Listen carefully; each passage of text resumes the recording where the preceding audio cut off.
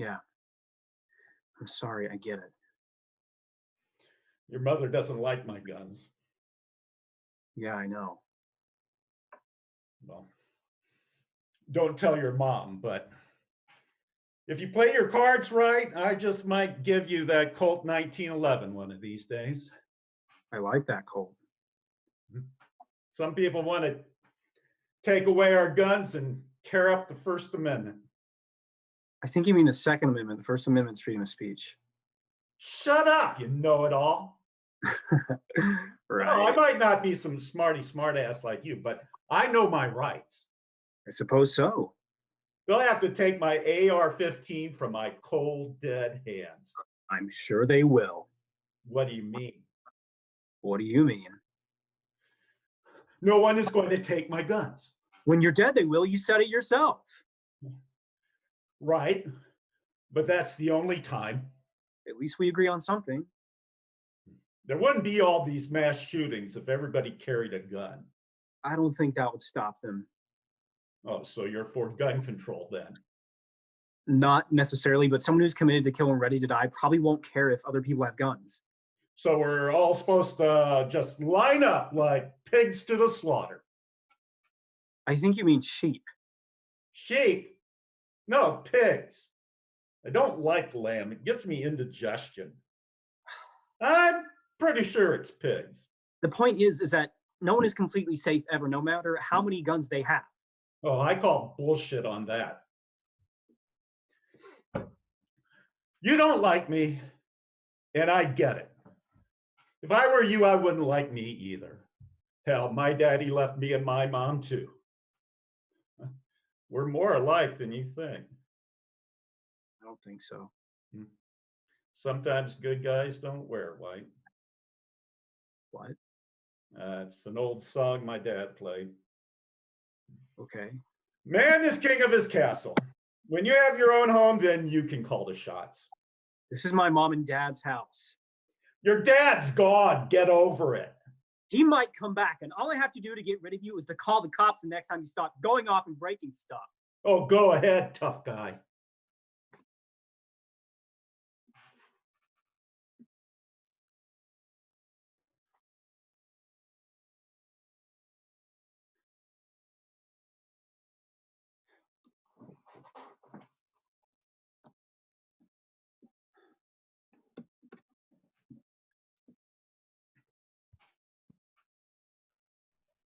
So what seems to be the problem here? What does it look like? Nothing, officer. It was just a misunderstanding. We had a complaint that there was shouting, crying, door slamming, so possible domestic disturbance. Since when is slamming doors and yelling against the law? It's not, but we have to check it out. Who called? We can't disclose that, ma'am. Oh, probably that Mrs. Winks across the street, nosy bitch. You're a quiet young man. So, What do you think's happening here? you're a cop. You figure it out. My dad left and... Can't hear you, son. I said my dad left and this asshole moved in. Perry! I see. So, sir, are you the boy's stepfather? The name's Thad. Stepfather, yeah, something like that. You have to forgive Perry. He's still upset about his father leaving. No, I understand. So, did you see anything, son? Nothing, just arguing. Perry is pretty high-spirited. Sometimes him and Thad, they get into it. The boy needs a father figure. Yes, I understand. But previous reports indicate that the police have been here 5 times to investigate a domestic disturbance. So is that correct? Really? That many? I don't think so. Boys will be boys. I served 3 combat tours. Thank you for your service. Did you serve? No. I figured as much. And your son has been picked up for truancy a few times and shoplifting? Yeah, school was boring and I took a few things, so what? So do you have any weapons in the house at all? Yeah, maybe. Is that against the law? No, not arguing that, sir, but we Sir, still. don't call me sir. I was a sergeant. I work for a living. Oh, okay, excuse me. Thad, does your son have Not access? Does he have access to the gun? No, officer, it is locked up. Has your son been treated for any psychiatric illness at all? Kind of a personal question. You don't have to answer that. Well, there's a report of an assault on a fellow asked classmate. what some kid at school said I threatened and punched him. I didn't. He was lying. Do you feel like you want to hurt yourself or others? No. Do you? Perry! How many people have you shot, officer? Look, I'm just trying to do my job here. Yeah, I'm curious too. Thad! All police-involved shootings are tragic for everyone, including the police. He's not going to answer. Oh, he did. I get it. Are you about done here, officer? Yes. Here's my card. You folks have a good evening. Gun control, flag burning, taking away our constitutional rights. This is how it starts. Oh, you and your conspiracy theories. Wait, don't you and your buddies burn flags down at the VFW? Well, that's different. We're not protesting. We're retiring the flags properly. So it's okay to burn the flag if you're not protesting? Yes, if it's respectful. But isn't protesting guaranteed by the First Amendment? What are they teaching you in that school?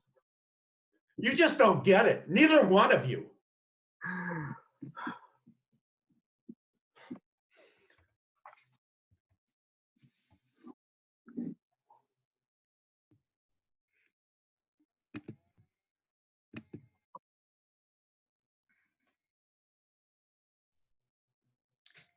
Hello, Perry.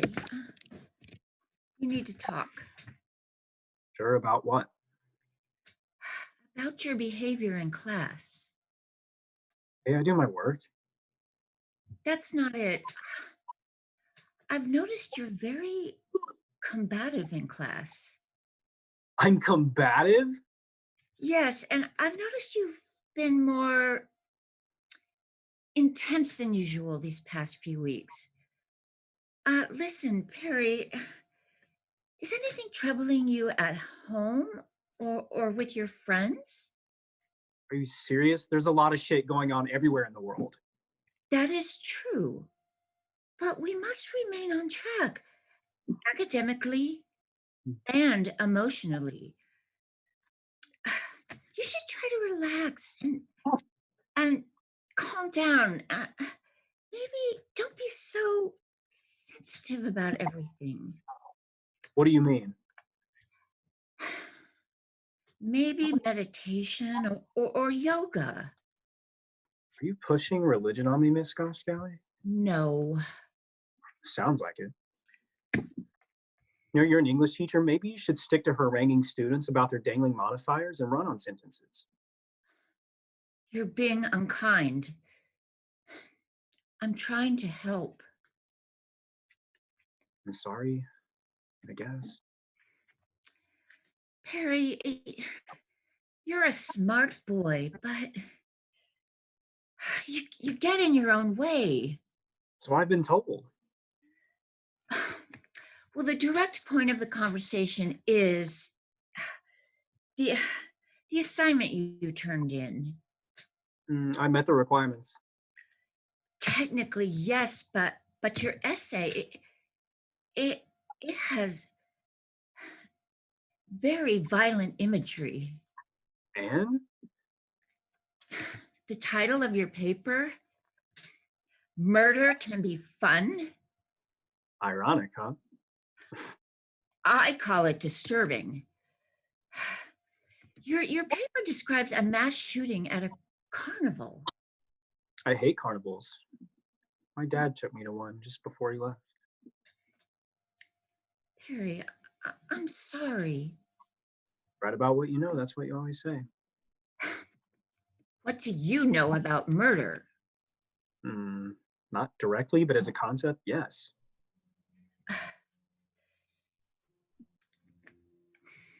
You don't really want to hurt people, do you?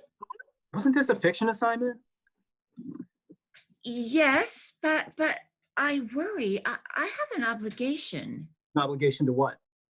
to the safety and welfare of my students. So you're worried that I'll kill somebody. No, but If I was really planning to do this, do you think I'd be writing about it in a school assignment? probably not. If this was real, you'd be the first to know, Miss Scotch Galley. I'm not sure how to interpret that. But theoretically, with all the war and violence in the world perpetrated by adults, doesn't it make sense that we, the children, would also become violent? I understand, but we don't practice that here. You showed us a war film. Yes, all quiet on the Western Front to go along with our study of the novel. Yeah, millions of young people senselessly killed by corporate greed. As General Medley Butler said, war is a racket. It always has been. You have a point, but Our society teaches us that war is always an option. The military industrial complex, right? that is true. But this is an academic class where we explore many issues regarding the human condition. Harry, I'm trying to help. Maybe you should see someone. We're taught thou shalt not kill, but we're always at war. And then you question my use of violent imagery in writing? Come on, get real.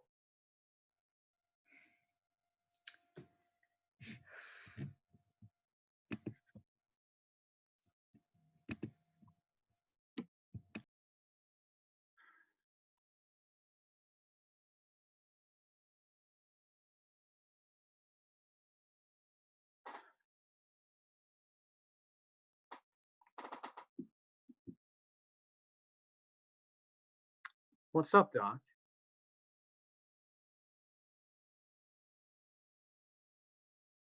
What? Like, how are you doing? Oh, I'm fine. Thank you for asking. Oh my God. You've never seen Bugs Bunny cartoons? No, I never really watched cartoons or much television at all. So, why am I here, Doc? Well, your teacher reported that your writing is frightening her and some other students. Truth is frightening to weak and worthless people. Are you saying that your teacher and fellow students are weak and worthless? No, you said that. Well, you implied that by Is that your what previous. your implications?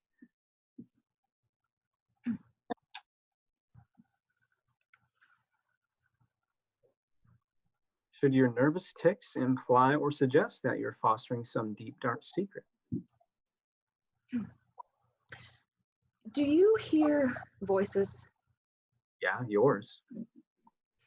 I mean, the voices of people who aren't really there. What do you want me to say, Doc? I have an imagination, so yeah, is that normal? Yes, having an imagination is normal. How do you get along with your mother? Are we going Freudian now? Oh, you don't want to talk about your mother. Did I say that? Jesus. I mean, what's the point? Of what? And you call yourself a shrink. No, that's what you call me. I'm a psychologist. Here's a good one for you. What's the meaning of life? Have you ever contemplated suicide, Perry? What? No? Mm-hmm. What are you writing?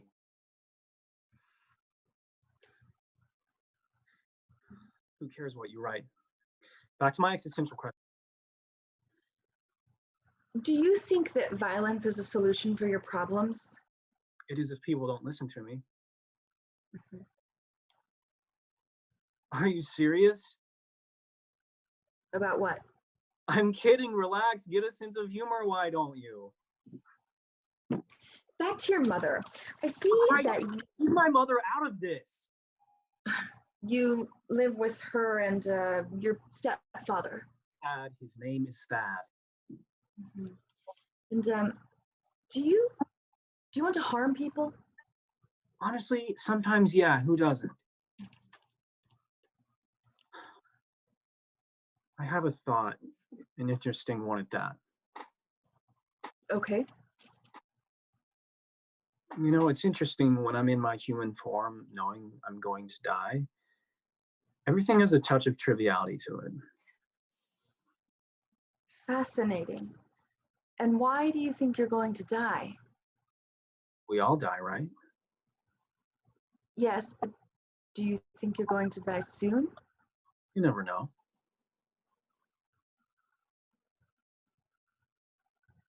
That fascinating thought I gave you, you should know it wasn't me. It wasn't?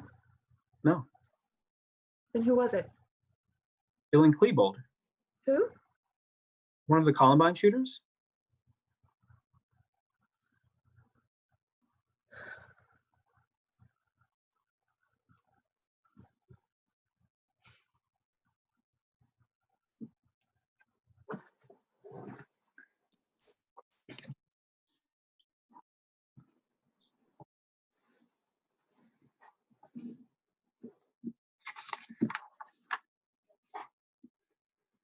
Yo, where you going, Perry? Just so you know, that whole trench coat look is kind of out now. I haven't seen you in a while. Want to hang out after school? Nah, not really. I got other things planned. Who cares what's in or out? Wear whatever you want. That's what I do. Oh, we know. Wait, aren't you suspended? Yeah. So why are you heading towards the school? You guys should ditch today. Never a bad idea, but why today? Good day to ditch. You're ditching? No, I have to go for a while anyway. You're suspended. You can't go to campus. I have to go talk to somebody. Who? What are you planning? It's nothing. Nothing What are is you planning, Perry? Nothing. nothing is always something. Are you hiding something under your coat? No. No. Jeez, calm down. The lady doc protests too much, methinks. What lady? Shakespeare? Hamlet? Never read it.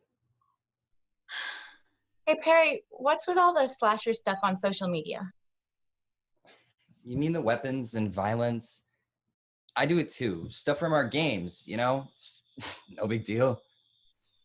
Is it supposed to mean something, Perry? No, it's like things I think about, you know, like from movies, games, shit like that. I don't like it. It's not like we're gonna do anything, right, Perry? Right. Just don't look at it, Penny. Simpleton.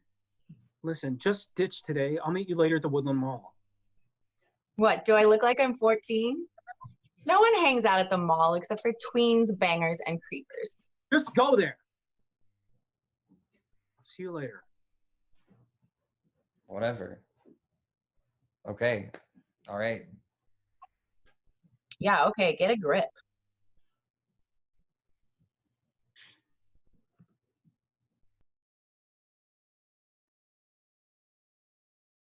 I read your post about being lonely all the time, and we hardly ever hang out anymore. I know. And what did you mean when you say you wanted to be the world's wickedest man? You're a good guy. Sometimes good guys don't wear white. It's an old song. I get it. But sometimes good guys need help. What's wrong, Perry? Nothing really. I'll see you later at the mall. I heard you had to talk to Miss Kashgali in the school shrink. Yeah, it was bullshit. You sure? Yeah. So this isn't some like psycho shit, No, right? Jane, just ditch and meet me in the mall. We'll talk later. Okay. Oh, and Perry, never cut your hair again. For sure.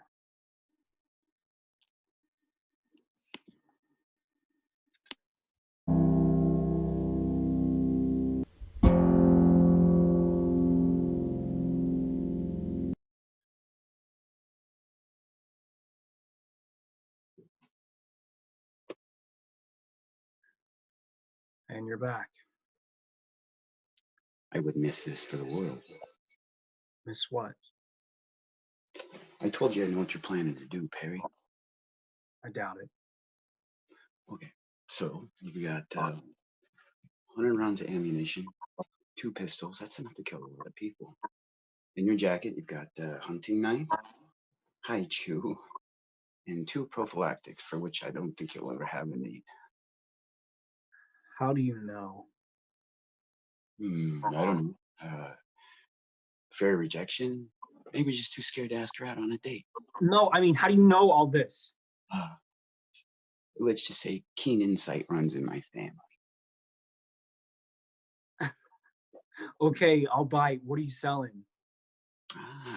Clever boy. I am here to support you in what you are about to do. You are. Yeah, I am. I understand. How could I make it my business. I see? Let's just not take any half measures in what you're about to do. All the way or nothing, I say.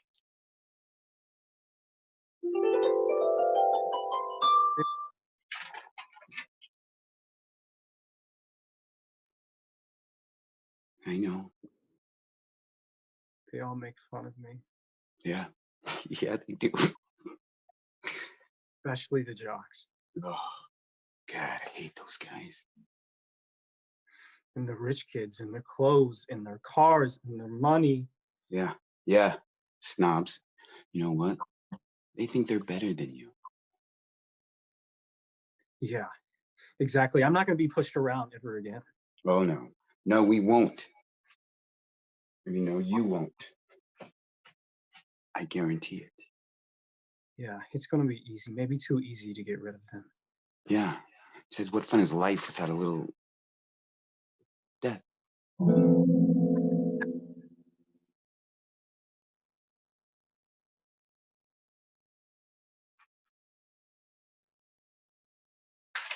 You would actually be doing them a favor by killing them, Perry. Yeah.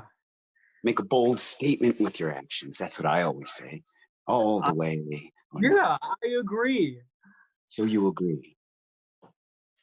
Agree what? My help in exchange for... Okay. Shake my hand. Ow! Ah! Man, your hot. Wicked, huh? Yeah. I take after my daddy. Any advice, wisdom? I have a love and wit within me, the likes of which you can scarcely imagine. And I have a rage in me, the likes of which you would not believe. If I cannot satisfy one, I will entertain the other. Nice. Did you write that? No, kid, Frankenstein. Mary Shelley, read a book, why don't you? Oh, I get it. So you're saying that I'm Frankenstein's monster. Aren't we all? Look, kid, this isn't your fault. Really? Yeah. Remember what Charlie Manson said? I'm only what you make me. I get it. Yeah? Good. Now do it. You know they're going to be looking for someone to blame. I for this. know. Bastards. They have themselves to blame. No, I don't agree. Don't blame my mom, my friends, the devil, my shrink, the cops, the school, not even my stepdad. How very mature of you. Are you sure? Yeah, Good. it was all me. My idea. It was my gun.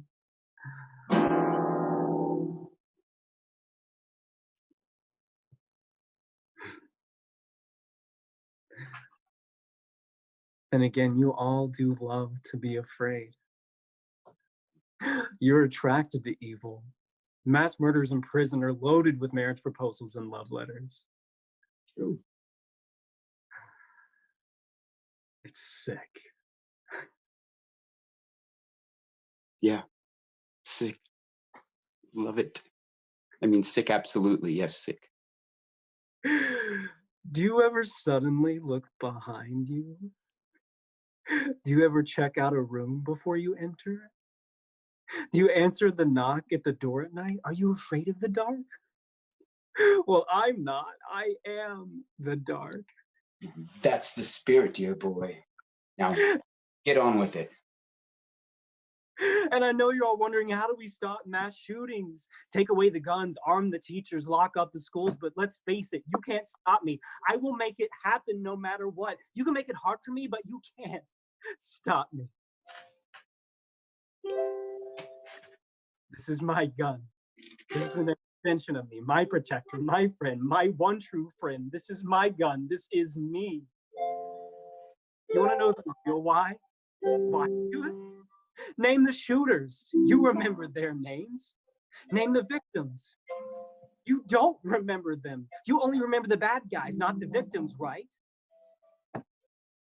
That's the way of our sick society. So in many ways, Manson was right. You created me. And people, how could it happen here? But the truth is, it can happen anywhere. And remember, I'm out there waiting. How about you hoping it can't happen?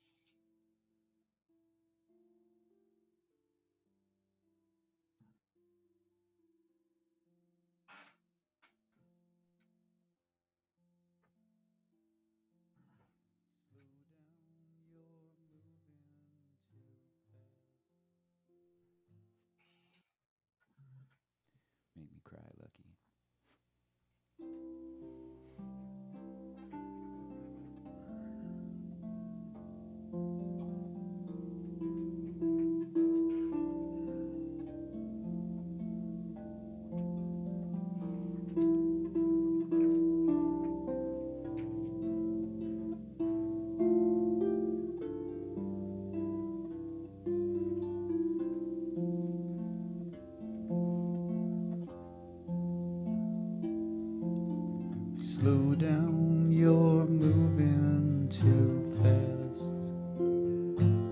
If you try hard enough, this won't last.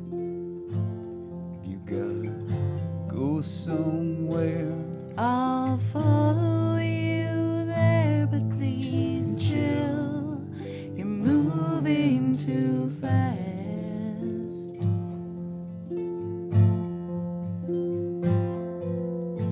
Woke up like you'd been knocked down.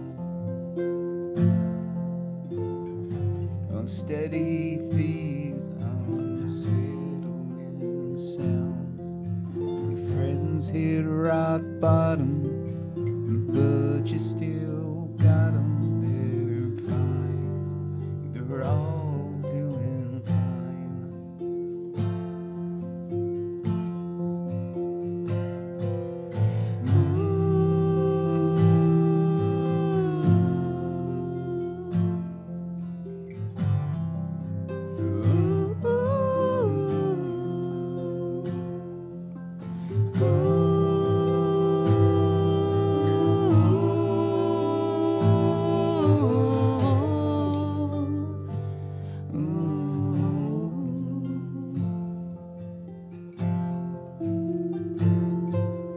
Slow down, you're making a mess.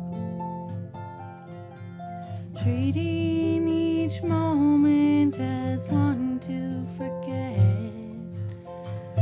Always rushing in search of that something you found. You're already here.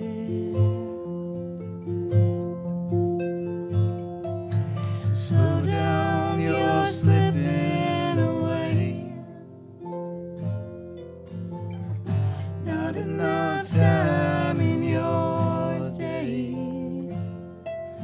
Sit still, you'll see there's nowhere to be. All alone, there's nowhere to be.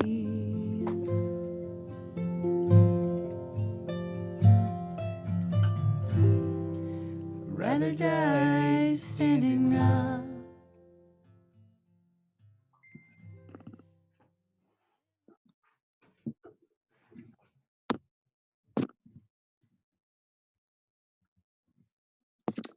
All right, everybody. That was This Is My Gun. And welcome to the forum that we're having now. First, before we start, I'd like to thank our actors, our director, and our technical director. This is quite a challenging project. And I know that some people had trouble getting on YouTube, but this is all going to be recorded, so it's okay. We'll play it again. And they've been working some pretty crazy long hours for zero pay. So we're very fortunate to have in our forum today, in my view, 3 life-saving heroes. And I know they probably wouldn't want me to say that. They might be embarrassed by that, but that's really how I feel about it. I think Shauna will be on soon. I see, there she is. Okay. So I see Monica and Patrick and Shauna. Let me tell you a little bit about them before we get started. Dr. Monica Christensen has worked in the field of mental health for over 20 years. She's worked with veterans and people suffering from PTSD and trauma for 15 of those 20 years. She earned her master's in marriage and family therapy in 2000. She went on to get her doctorate in psychology in 2015. She's worked with veterans and was appointed tirelessly with veterans and was the director of the Veteran Success Center at Citrus College in 2011. She helped build the most noteworthy Veterans Resource Center known nationwide. In 2016, she was awarded Woman of the Year for Glendora for being nominated by her peers and the student veterans that she served so well.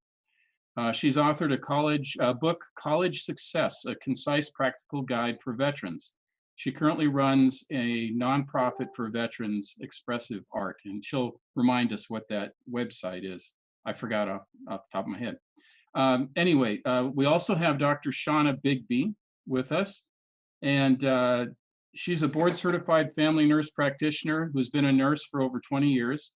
She has worked in higher education for 15 years, from teaching in the areas of nursing and psychology, as well as managing a college clinic at Citrus. She is actively participating in a mental health fellowship with UC Davis and UC Irvine, and that aim to increase access to mental health care in underserved populations. Officer Patrick Cam is a sworn peace officer with the Vernon Police Department and a combat veteran of the United States Marine Corps. Aside from performing uniformed patrol duties, he's a firearms instructor and a subject matter expert regarding the tactical deployment of firearms in law enforcement and military capacity. He has an active role in the Southeast Regional Mental Health Evaluation Team, SRMHET, working with the Department of Mental Health clinicians to provide services to the homeless population in Southeast Los Angeles. He is also an active instructor for the LA County Sheriff's Department VIDA program, which concentrates on teaching at-risk teenagers and their families the importance of decision-making and mitigating risks of a troubled household. I mean, we couldn't ask for better moderators here for this forum, and I'd like to welcome you all. And I know I've just met Patrick, but I feel like I know him, and I've known a lot of police officers in my life. And Monica's been a friend for years, and so is Shauna. And I just want to say that I know that Monica has been instrumental, in my view, in saving the lives of many veterans that she's worked with, those that have been near suicide. And I know that Shauna was, she's kind of my personal hero at Citrus because she was able to talk down a would-be school shooter. She had him in her office, and anyway, she can tell you a little bit about that. So all of these people have great experience and great things to teach us. And so we'd like to open it up. And I know all of you have, you had some questions you wanted to ask the audience. Monica, was that right? Yeah, Sean and I had, I guess we talked a little bit about it. The first thing, and this is kind of coming from Shauna a little bit more so because she experienced this, as you just made mention of. But I wanted to talk and ask, people that are there, if anybody had experienced something similar on a college campus or on a campus they were on, or a traumatic event in their life. And if they did, how did this play impact you watching this play? Was it upsetting? Was it emotional? Did it trigger any feelings? So that's the first thing I'd like to present, because I think that's probably important, especially something that happened to Citrus not too long back.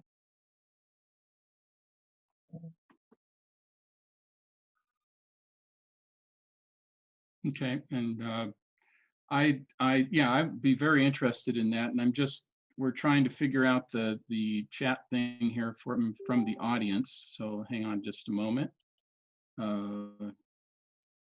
Let's see. The name on their feed, no one knows who it is. Maybe Patrick might have. Yeah. Go ahead, Patrick.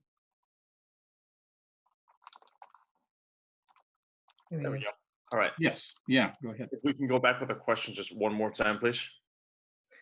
So talking to Shauna about this, and we had discussed this the last couple of weeks, because she was on campus, and as Bruce just alluded to, that she kind of helped talk somebody out of what they were going to do in the health center. I wanted to ask if there's anybody out there that watched this play that had similar situation that they went through, either a traumatic event in their life or being on campus or something like that, when something similar happened that might have triggered something, and how did the play impact you? Was it upsetting? Was it emotional? Did it trigger some feelings? That was the question. It doesn't resonate anything in me for that particular situation. Fortunately, I've never been on campus when something has happened like that. In regards to a real life situation, I've never talked anyone out of a potentially violent situation. I've talked people out of a suicidal position, but nothing to the level of a school shooter. Hopefully never, So Yeah, exactly. But now, Shauna, you do have some experience at Citrus with this. If you could share with us, if you wouldn't Shauna, can mind. you unmute yourself? Oh, yeah. I think, did she freeze? No, there she is. Okay. Thought her image froze there for a minute. It did for a second. I I plan to capture everything from my computer, so I'm on my phone. It makes it a little bit more challenging. Okay. But watching that, first of all, I want to say to the actors and to the to the writer, you Bruce, it was very well written and concise and realistic. What I noticed, which is which I came to know during the real life experience that I had that kind of mirrored this, was there's always so many layers to a person that would bring them to this. And more times than not, there were signs that they're always disjointed signs.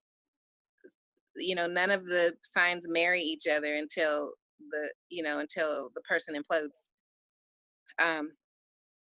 Some people are asking for help. Some people are really just trying to carry out a mission. But how do we get, some people are going to be unstoppable because that is their intent. But I don't know, that's what I was thinking about. Like, that's how it felt a little bit. That's what I was thinking about the whole time. Like, there are so many areas which he could have paused at had someone maybe inquired a little bit more, and maybe had some communication been shared, things like that. And well, thank you, Shauna. And Officer Cam, you said you have been in a situation where someone was suicidal. I mean, that's a terrible situation. And what do you do in that case? I mean, what can you do? So in the latest scenario, I know it seems it doesn't seem traditional. And I'll be the first to lay out that a lot of times the concepts that we're taught about how to deal with stress or indicators, they sometimes don't work in real world applications. So a couple weeks ago, there was a would-be jumper on the 5 South and Garfield Avenue, kind of in the Commerce area, Southeast LA, East LA area, near the Citadel outdoor shopping center, for a good reference point for y'all. This individual was standing on top of the bridge, and luckily, by the time I got there, he hadn't jumped yet. There were officers on top of the bridge, and I was down on the freeway with a couple other CHP officers, and the CHP officer, did a great job managing the scene and everything like that. So this kind of left a gaping hole where nobody was talking with the individual who actually needed someone to talk to. So you have a lot of things that are being coordinated at that time. But kind of the first thing I said to him was like, "Hey, bud, what's up?"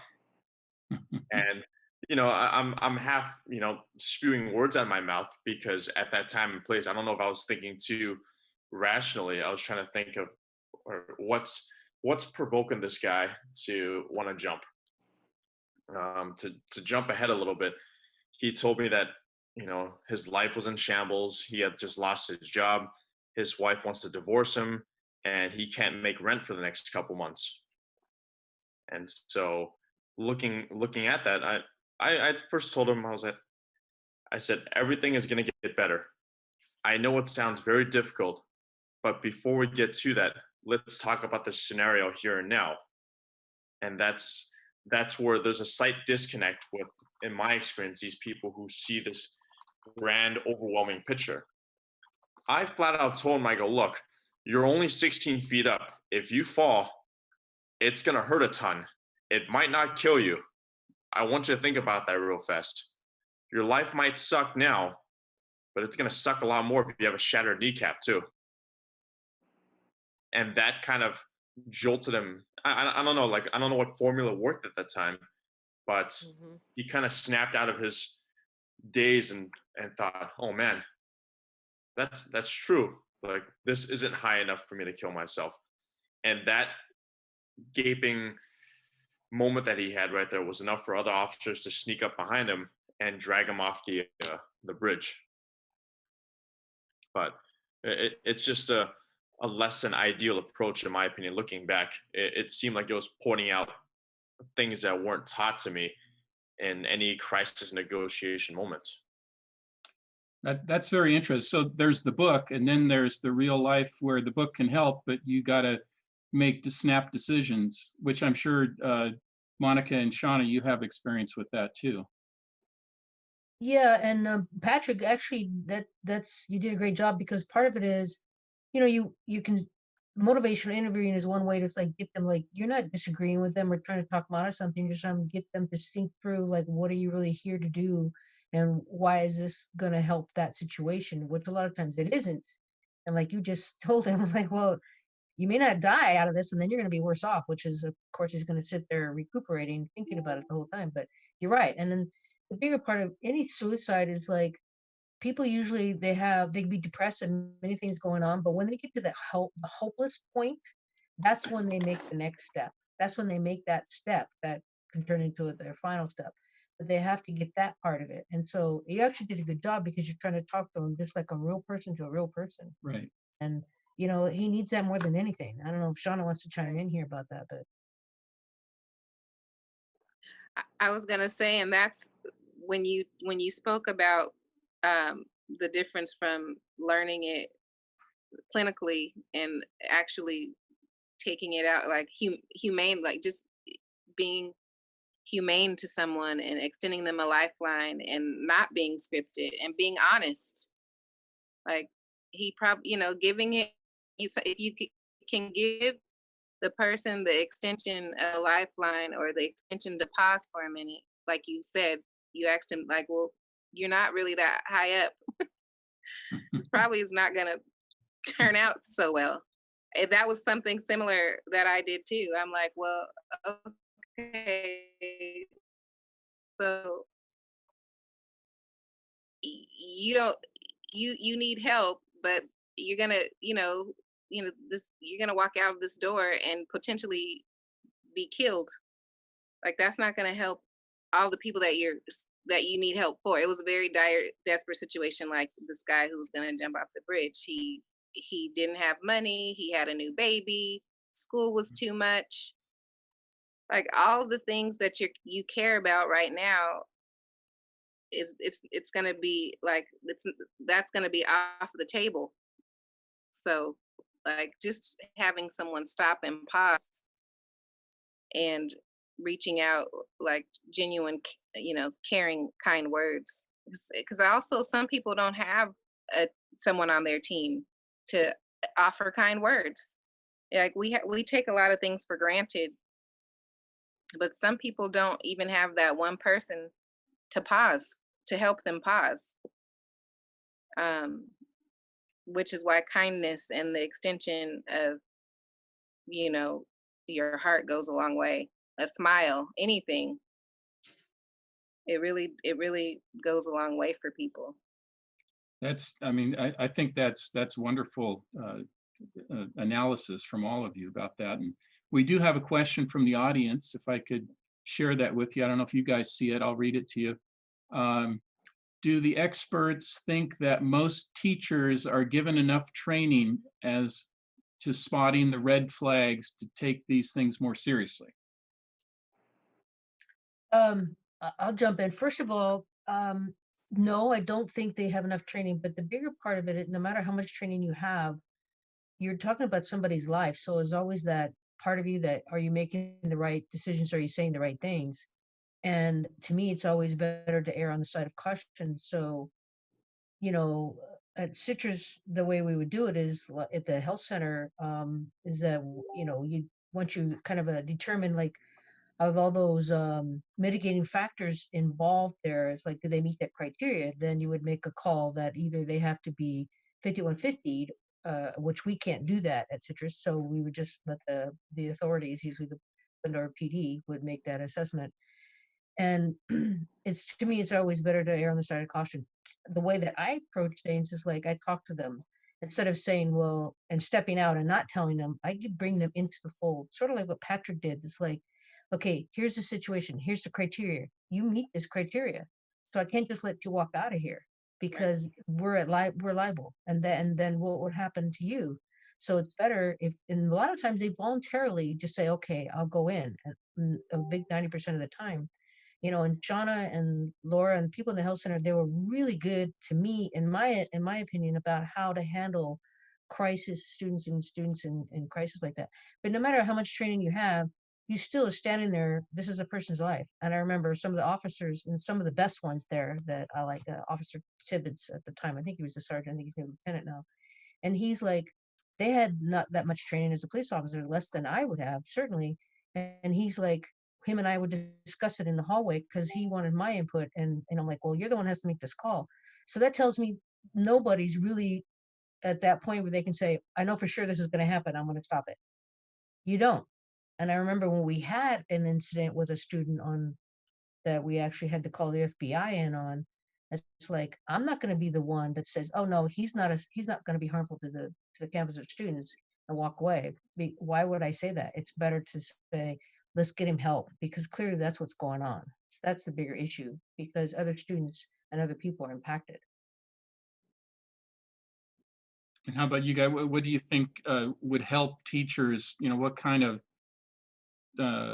red flags could we tell teachers? Or, maybe maybe they're new to teaching, they haven't experienced a lot of these things. What kind of telltale things or red flags could they be looking for? What do you and Patrick and Shauna, what do you guys think for people that are in crisis like that? Let's have you first on this one.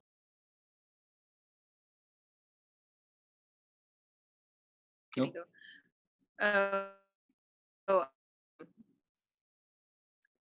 I think a change in physical appearance, missing classes,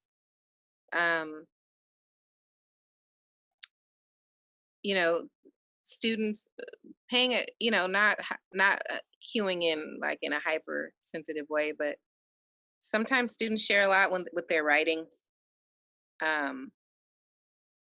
behaviors, certain high risk behaviors. If students are reaching out saying that they're stressed out, it usually is brewing. I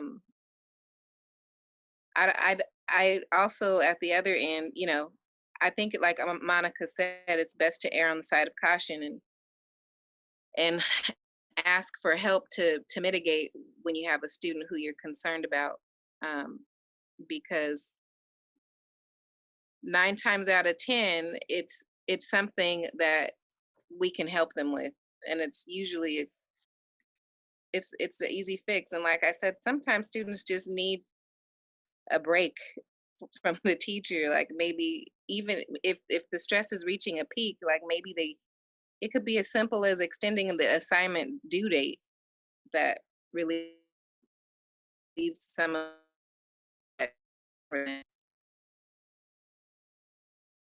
So be flexible based on the situation, as long as it's within, reason or within reason. Yeah. Yeah. Within certain parameters or whatever. Yeah. And tell them about the services offered on campus. Mm-hmm.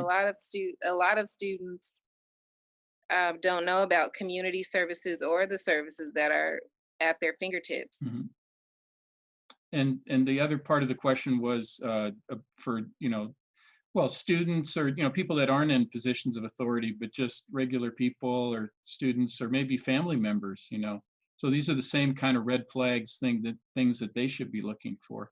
Maybe like isolation too, that's another one. I know that was in the play. It was mentioned anyway, that he's isolating himself and so forth.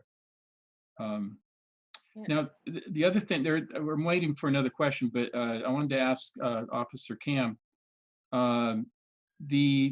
I've read and I've heard some police officers tell me that one of the worst things that they call that they can go on, patrol officer, is a domestic disturbance. Is that true? Is that the way that police feel about that? Like a potential, I don't know what you call it, domestic violence or domestic disturbance. And So, why is that? Why would that be for the people that are curious about that?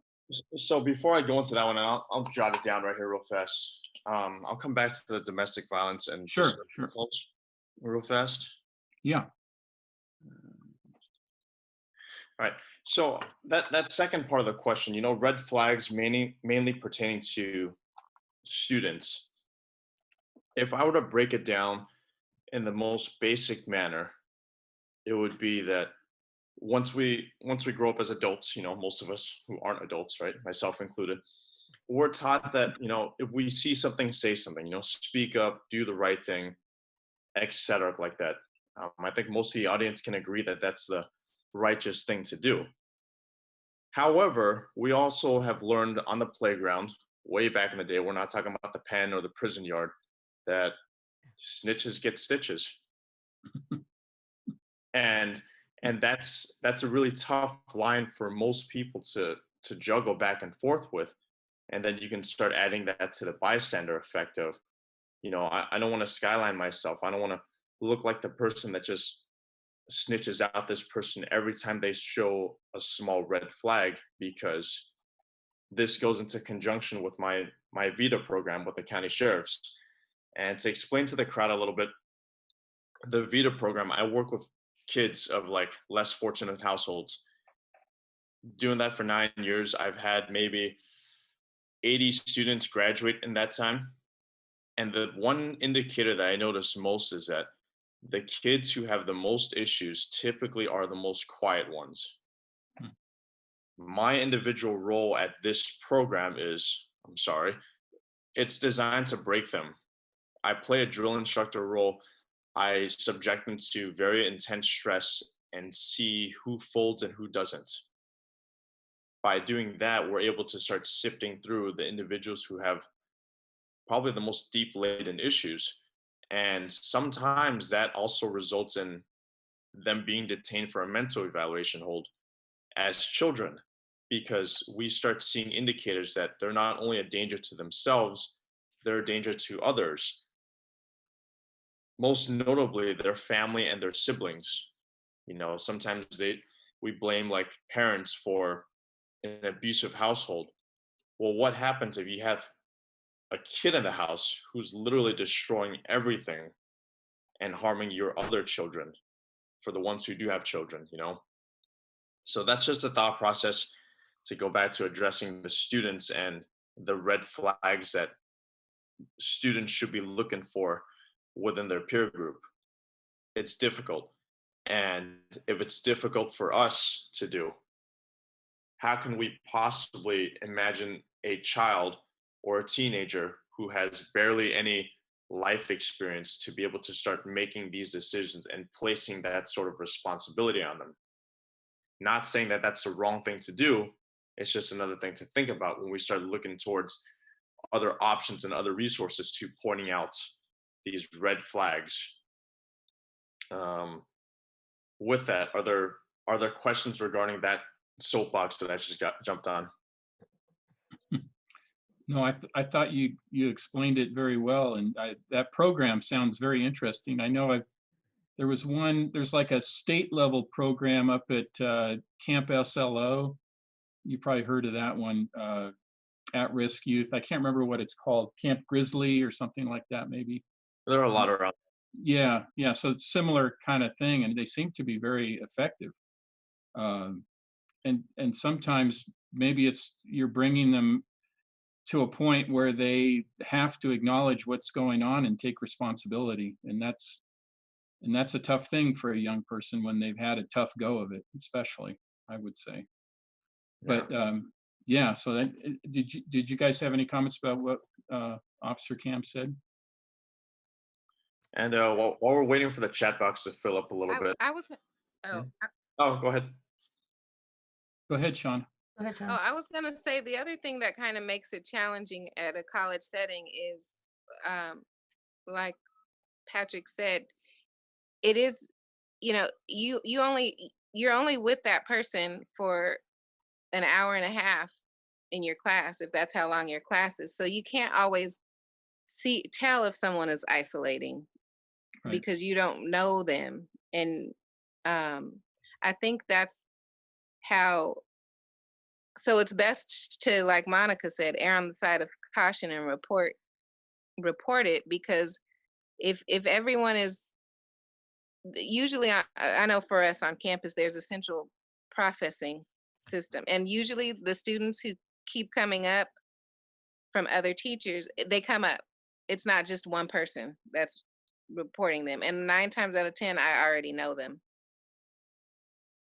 So, but that's the challenging part. So you might not see all of these red flags, and sometimes it's just your gut, and sometimes it's not a formal report but a call, like, do you know this person?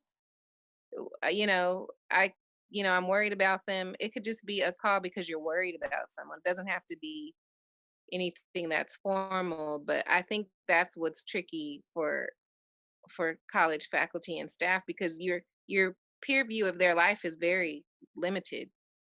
Right. You're like a Because- snapshot. Right. By the same Yeah. token, they're the gatekeepers. You know, they spend more time with them on campus probably than anybody else. Mhm. We had done trainings. I think the health center had set up some trainings that we had done before about being the gatekeeper and looking for certain signs. It is hard, but that's what's nice about a particular place where the students come and hang out. And I know Patrick made some comment about, like, well, you don't snitch on people, but certainly in the vet center, there's, that we were such a family type of knit group that somebody come and say, hey, I don't know, maybe you should talk to so and so. So, that was their way of snitching on them. Or did you see so and so's post on social Right. media or something like that? And that's the kind of things that help. But it's what campus, when one professor has 5 classes and there's 30 or 40 in every class, it's hard. It's hard, but they are the gatekeepers. They're gonna spend more time with them than anybody. And then always with the military folks, you get military students, you got the stigma where they're taught not to seek help, or discouraged, Yep. to do that. I know you had a second half of that question, and can we put that I asked about, the domestic violence calls. I do want to, and I think people do want to hear that. I do, but we do have another person. They're asking. I'm just going to read it. The message, if you guys can't see it.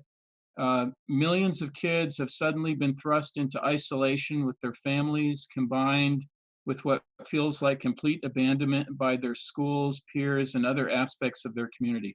Online schooling and online peer interaction is working really badly for a lot of them.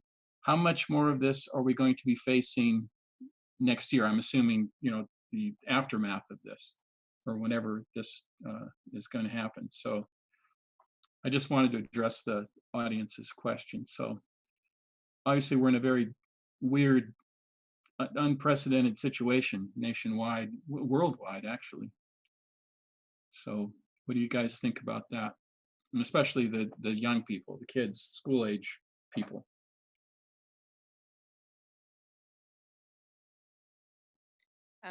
It's hard to tell.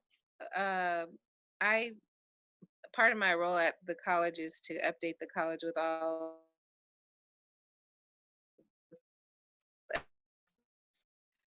the state and local levels, and because I'm not quite sure where everyone is captured from on this call, but for LA County, I think based on the science and what public health is saying, we're still ways out, and I don't think they have a plan. I mean, they don't. Everything changes. Yep. Every day. It changes every day.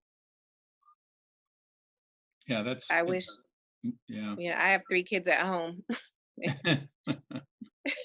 I mean, it's a blessing and it's a curse, to be frank. Yeah. I've got a teenage boy who's supposed to be graduating 8th grade who is missing out on his year, but I keep a close eye on him. And I've got a kid in the middle, and I've got a 4th grader, and everyone handles things differently, So this goes back to all of it. Like, make sure you're talking to the people in your family, because some introverts are probably loving this, but extroverts are probably having a hard time. Right. It goes back to reaching out to your students. You know, we don't have these students for a long period of time, but if you can just put blanket messages out, you know, if we have resources here, if anyone needs help, if anyone needs to talk, we have counseling, therapy. It's just basically just, you know, checking in with people. Yeah. Yeah. What do you think, Monica? And then I want to go to Patrick because I got a good segue into the domestic violence thing there. What do you think, Monica? Well, I think, there's there's always good that comes out of stuff. So I think the good thing is it's forcing this back into, I think, the topic to discuss, mental health and certainly teens and that kind of stuff. So that part of it gets hopefully forced back in. And I think I heard Governor Newsom talking about adding more school psychologists or people, because I think he realizes on the school grounds when they do come back or whatever is going to happen. But the other thing it brings, it circles back, which is something I've screamed at for a long time. It's like telehealth is one way. I mean, this is the new generation. They don't have to be in the same room with somebody, but as long as they have a way to connect with help and they can connect with them, regardless if it's on their phone or a computer or some other way, it forces us to do more of that, which, it's hard to transition into that. And a lot of people don't see the value, but at least they can stay connected. We just need more of it. But you're right. The kids that, they don't get very good, stimulation or self-esteem from home is probably really suffering. And of course, they're the ones that need more attention, and maybe this is the time they might get it. So it's two prongs here, and it's they're going to work against each other in some ways and in opposite directions in others. But so I always try to say, well, there's good that can come out of that. And so I'm hoping that it brings a discussion back around mental health. And I see more of it going around now that this is starting to, we're getting tired of hearing the COVID message all the time. So we're starting to talk about mental health. And I think it's good because I think it brings that back around. It's like, how do we help people? What do we do? Are we willing to put money and funding into it to help? And what will it take? What does it look like? This is 2020. So what's the next realm look like? So I think it would help. Yeah. Well, yeah, I can just speak as an introvert and a writer. Isn't that, I'm doing okay. I spend a lot of time writing every day. So, but and my wife and my 20-year-old son, we're all isolated together. And anyways, but my 20-year-old son, he's a student at Citrus. He seems to be doing okay with it. He's rather introverted too, so I think we're okay. But yeah, it is important to keep all these things in mind that you're talking about. Officer Cam, I did ask that earlier question about domestic violence, why police officers might think, or some people report that that's one of those calls that they would rather not have to do. I mean, you have to do it, it's your job, but and how does that relate to this isolation that's going on with the pandemic? Have you seen an increase in those calls? And just kind of put those two questions together there, if you could, for us. So, I reached out during this initial pandemic across the country, and I don't know which viewers are from the East Coast, if there are any, but as a general consensus, I'm going to lay out the outline that different officers from different geographical locations will handle these calls differently and will be used to different procedures. Whereas for me, if I walked up to a house and somebody had a gun in their hand, there's going to be an unusual situation that's about to go down. But say one of my officer friends in Louisiana, that's almost a common occurrence, and he's the only guy that shows up to these calls, and that's more or less routine for him. So procedurally, like I said, there are going to be different ways that people handle, or officers handle, these types of calls for service. However, at the end of the day, the bottom line is these domestic violence calls or these unknown disturbance calls, what it is we're walking into an unknown situation. We are essentially rolling the dice every time we're going up to one of these doorways, and we're supposed to meet and greet the residents of this house who have just expressed a ridiculously violent situation in their house. So now you're adding a point of tension, introducing an outside individual, myself, walking into or towards somebody's household where they have been inside arguing back and forth and going back to this whole pandemic. What you get is families who are not used to being around all the time, the ones who have tension within their household. They're not used to being home with each other all the time. Cabin fever isn't just a saying that we say. It's very true. People get stuck at home, tensions rise, people don't get the space that they want or the space that they desired before. And I hate to say this way, some dirty little secrets might even come out as well. I'll let y'all run with your imaginations on that. But now you start putting every single buddy or everybody at home. This leads to a situation of domestic violence, inevitably. Now, unfortunately, the physical violence absolutely happens. A lot of it goes unreported by both male and female halves. But from a law enforcement perspective, I'm 28 years old. I think I'm 28. Yes, I'm 28. In essence, when I put on the uniform, you're putting me in charge of, as a society, to walk into a grown man or grown woman's home, telling one or both of the other parties that they have to leave. You're placing as a responsibility for a guy like me, who is comparatively young to most clients, I would say, that I deal with on a normal daily basis. So I know my internet's stable a little bit, but that's basically that. It's a random situation, and we are typically walking into a very violent situation, or one that had just ended.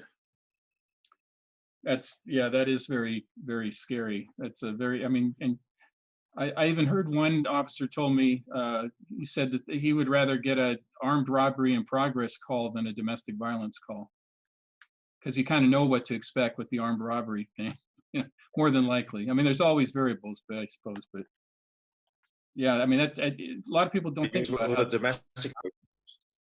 What's that? I'm sorry.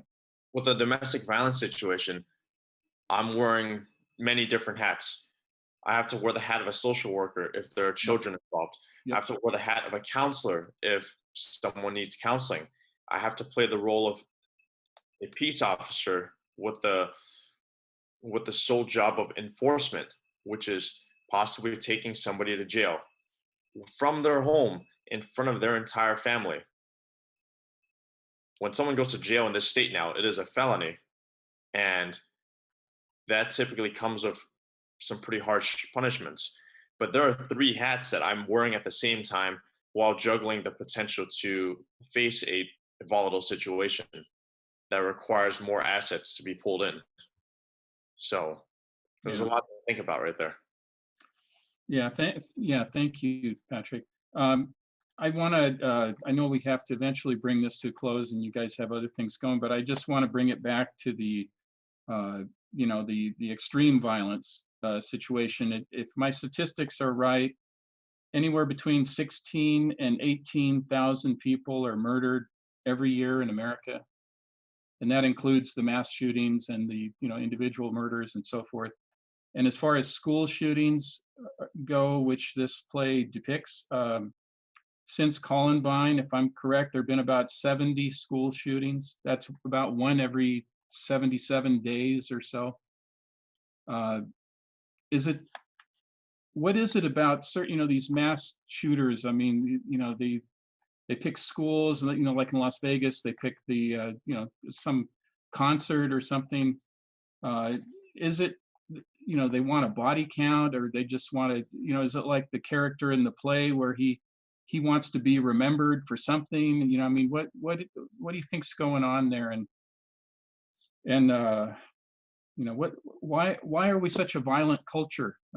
Compared to a lot of other countries, and we seem to be very violent. And why do you guys think that is? I know that's a big, gnarly question, but just to kind of bring all this together, what you might think, what your thoughts are on it.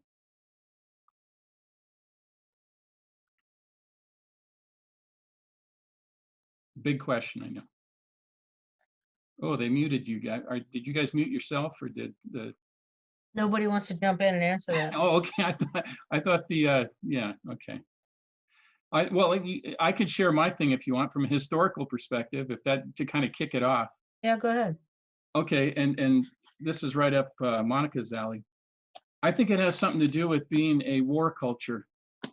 I think we've always been at war. We've never really healed from one war before we're in the next war. And if you never heal, then you just piles. It's just like, you know, personal problems that you don't take care of. People go from relationship to relationship. They drag that baggage with them. I think we as a nation we've never really healed from the last war before we're in a new one. And I think of even language, how it reflects in language, like, you know, people use the term bust a cap, right? And to shoot somebody. That was used in Vietnam. That's what soldiers said in Vietnam. And I researched it. It goes all the way back to the time of the Wild West, when they actually had ball and cap ammunition. So they were busting a cap. That's what they were doing. So that language of violence has carried through to this day. And, you know, there's so much violent imagery everywhere, and we're always at war. So could this be maybe the problem of gun violence, or, you know, which is mostly about 70% of the murders are with weapons, I think, pretty sure that's a good statistic. Could it be that it's a cultural thing? Not so much, I mean, obviously there's gun control issues, legislation, all that stuff, the number of guns, access to them or whatever. But could it be a deeper social or cultural issue? Is that something you think? And if so, how do you approach that? I mean, that doesn't seem like a quick fix for any of this. So I have something to chime in Yeah. about. Yeah.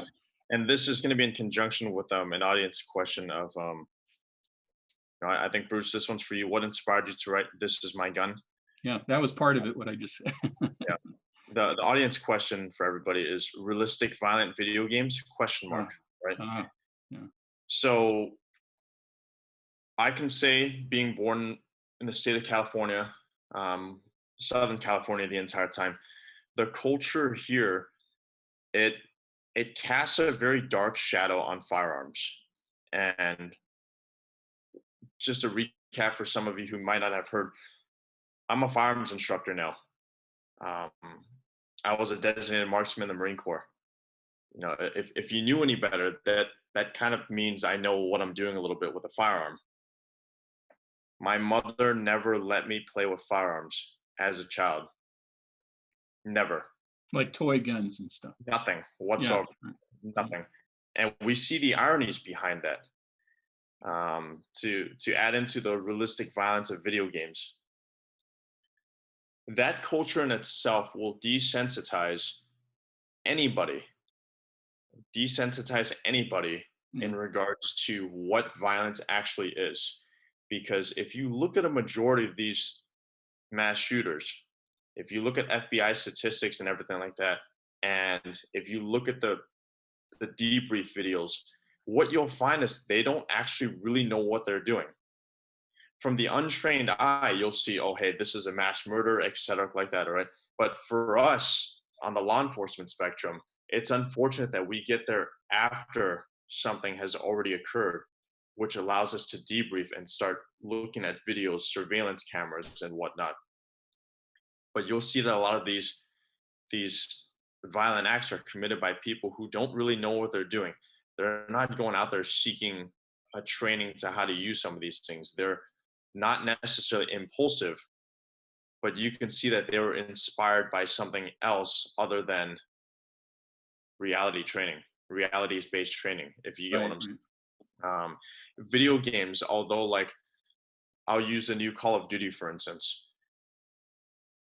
They're starting to use, ex-military personnel, special ops guys. They're starting to contract with firearms instructors, putting on these computer chips on them to start monitoring how they're moving in these video games. It's all very, very realistic. On top of that, with the perpetuation of instantaneous media at any given moment, anybody can learn how to use a firearm just by jumping on YouTube. Right. I think I learned when I was initially in the military. That training was not offered to us. That training was hush hush, very, very secretive. So as a culture, if I were to be able to impose my theory upon this group, thank you for everyone for listening, it would be to expand the education on firearms a little bit more and not tuck them away and call them a bad thing. Because, as painful as this is to say, firearms in itself, it is a tool, just like a hammer. There is a specific purpose of it. And I'll be frank with you, guns were designed to kill people. They're not modern sporting rifles. They're not game rifles. Firearms were designed to kill people. Yeah. And it's very painful for the general audience to sit there and listen to this, but that is the absolute truth. That is what they're designed for. And to wrap up that whole theme right there, the media, I'm sorry, does not perpetuate a good rap for firearms. Whatever conspiracy theory you want to jump into, like gun control this or the NRA that, let's go with what the facts are real fast. And we know that the spread of media not only generates a bad rap for firearms in mostly blue states, it also perpetuates this goal of fame that a lot of these active shooters start looking for. And the debriefs from them will also say, I thought that this was actually going to get my name recognized some way, somehow. A lot of the people who are already caught will say that. They're just looking for, glory. But Yeah, that's my spiel on that. When you were saying all that, I was thinking about there's an older song came out in the early 90s, I guess, Peter Gabriel, called Snapshot. And it's about the Kennedy assassination, and the story in the if you look it up on YouTube, you can see the Peter Gabriel song Snapshot. And he says he's shooting into the light because the guy, wants to be somebody. He wants to be somebody. He's nothing until he does this horrible thing and takes out the life of a famous person in this case. But anyway, it reminded me of that. So what we got then is a culture of violence coupled with a mental health crisis that seems to be epidemic. There's so many people that are in distress, and then that's a really deadly combination.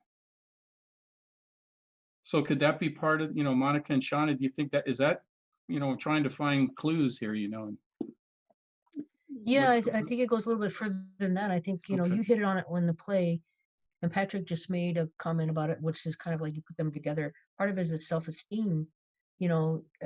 Perry in the play, the way these jocks treated him, certain people had treated him, kind of thing. And you see that with some of those school shooters in the past. So they come back, I'm going to show you, and they're coming back to punish.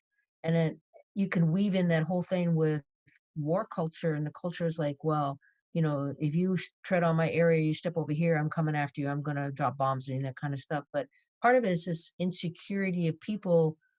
And I think this certainly with teenagers and young kids growing up, that, it's like, instead of building their self-esteem, it's like they want to get back at somebody else. And then of course, Patrick nailed it when he said, like, the media is like, you have the school shooting on campus and there's just 32 on here, and over here we got 36 dead and that kind of stuff. So they're getting known, and they're getting that attention that, of course, we don't. It's a negative attention, but it certainly builds who they are, in the sense, well, I went out with a whisper. I mean, with a big bang, so to speak. Bad pun there, but and part of it too is like, why do they pick certain areas? Well, think about it. We know most likely they're going to wind up dead. So part of it is their suicide. They're already feeling bad about themselves. So I think you guys hit it on the head in different areas. You weave them all together. It's not one thing. It's going to be multiple things that contribute to this. And unfortunately, it's going to be all of us as a country, or as a society, or even the world, trying to put this back together. And part of it is you have to really value people. And I think sometimes we forgot that we should value people, and we value things. and Yeah. we value this or that as opposed to people. And you can see it with the pandemic, how people are making, it a political issue when it's still people. So that's just my take on it. Yeah, Shauna, do you want to bring us home to wrap this up? You have some final words for us on this topic? Well, you guys Pressure, covered it pressure. all. I know, ditto all of that. Mhm. But I think I I'm a humanitarian, and it really, like Monica said, it's and Cam said, I can't even say it better. But as they were speaking, I was thinking about social media, um, and how what our values are, and how people value things and not people, and in real time every day, people who get stuck on social media, it's just a reinforcer that their life sucks, because what people choose to share on social media are the things that are going well in their lives, especially for certain age groups. No one's saying I need help. People are showing that they had shrimp during COVID, or steak. I mean, it looks like they're winning, you Mhm. know? And that would be the only thing that I would add is especially for the average age group of these, well, and I guess there's not a particular age group, but it's the insecurities. And then if those things keep being reinforced, and like Cam said, sometimes home is not a safe place. So you look, you're trying to constantly seek out, especially these kids locked down during COVID. But if you're on your phone and you're looking at, because it doesn't cost anything if you have access to be on Instagram and Facebook, it's just it can be a constant reinforcer that everybody else's life is good and mine sucks. So I think that is also a point that moves people towards doing these things. Yeah. Yeah, No, I- It's I throw on something about the whole social media portion real fast. yeah. And Monica can attest to this. I think between the tail end of 2014 to modern day, I go to Monica with a lot of my issues. Trust me, everyone, I have many issues. One of the ones that stuck out in regards to social media was after I left the military in 2014, I had to get off social media. You got to think I just lost my true backbone of camaraderie with over hundreds of guys in the military, and now I'm home by myself. Not only am I seeing what they're doing online, I'm seeing what some of my high school peers were doing. And in turn, while I was stuck stagnant out of this post-military life with nothing really going on except a government paycheck that says, hey, you deserve this much, um, I wasn't able to appreciate what I truly had in my life. And those small appreciations are truly small. I don't know how many people who work out, but how many times have you opened up a new supplement bottle and seen that the scooper was on top? How many people get happy about that? It's the little things in life that actually make up the big things. You're not going to build a house out of one large block at a time. You'll never be able to pick that thing up, but you can pick up a brick and stack them piece by piece.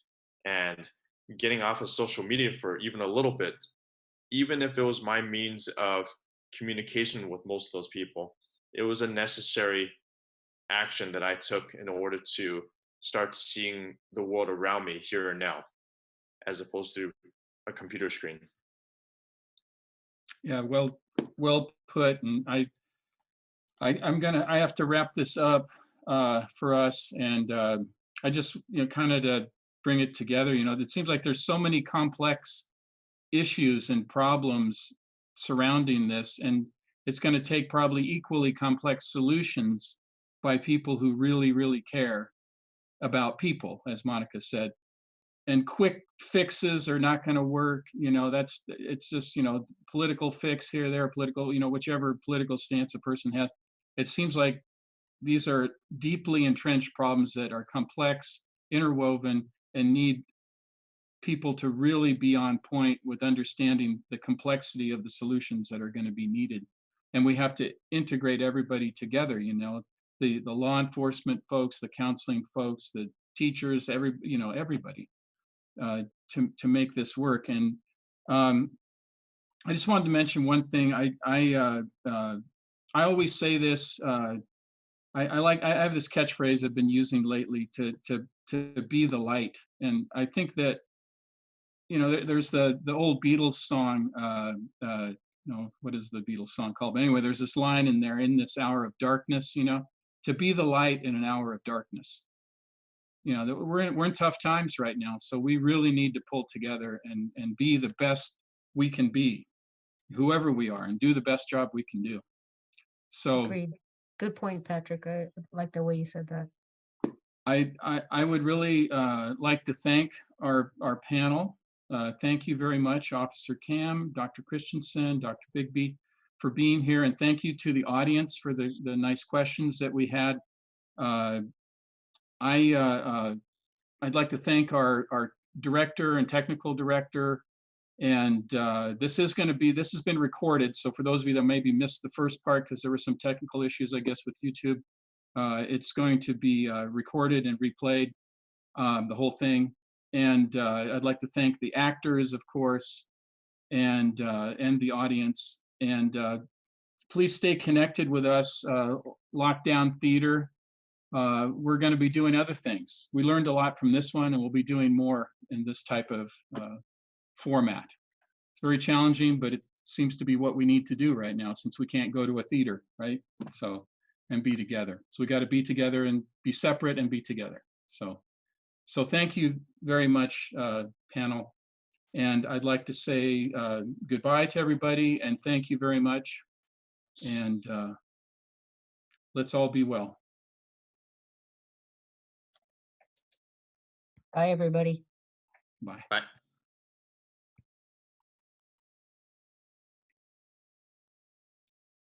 Bye. Bye, Shauna.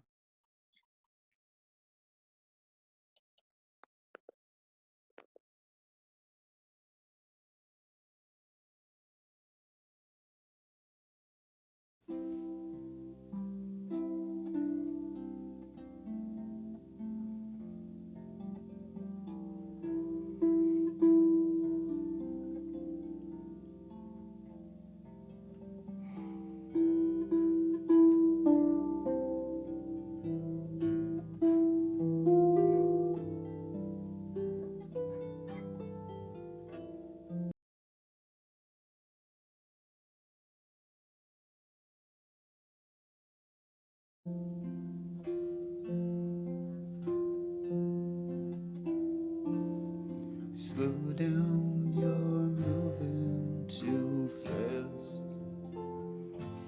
If you try hard enough, this won't last. You gotta go somewhere.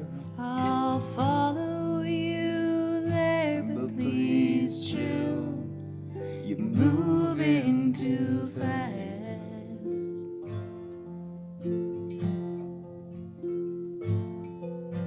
You woke up like you'd been knocked down. Unsteady feet, unsettling sounds. Your friends hit rock bottom, but you still got them there fine. They're all